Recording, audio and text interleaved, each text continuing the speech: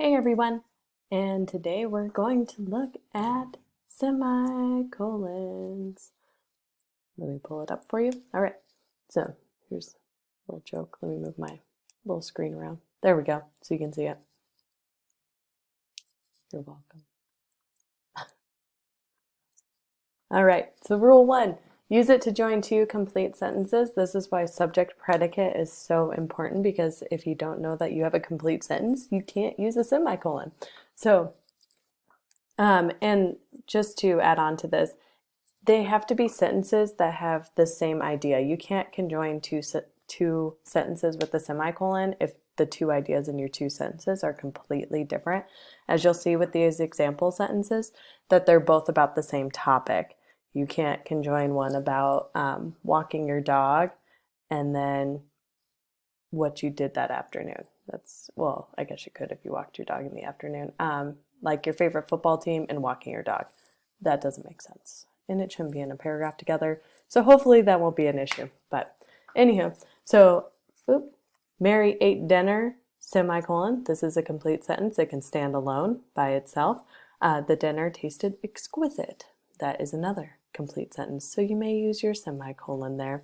By age 15, Ivan had cooked 300 meals, semicolon. By age 20, he had cooked twice that amount. So if you notice, both sentences have to do with the same person liking the same thing. And that is important to semicolon usage. And that's generally the only rule there. You can use them in place of a period anytime you like. And it freaks out your other teachers because they don't know how to use it, because they think it's scary. It's not scary. Use it. It's good for you. Rule number 2, use it with conjunction. So these are your subjunctive. So that would be like, however, for example, therefore. I love therefore, especially when I'm writing thesis statements. This happened, therefore this would happen. And that's really good for if you're going into those like science or medical fields. Those are really great thesis statements to use, because you can be like, this happened, therefore, here's my argument. So this one, Mary ate dinner. However, she was hungry an hour later. Mary's dinner was made with special spices. For example, the chicken was sprinkled with cayenne pepper. And notice again, still two complete sentences. They can stand alone, and you can use a period here instead. Okay.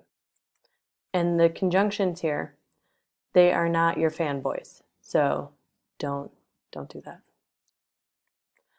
Rule 3 is to use to clarify a list of items. So if you're listing out 3 different items and using, your commas, your Oxford comma, if it's a longer list and it would get confusing to someone to have commas because there's already commas in the things you're listing, that's why you'd want to use a semicolon.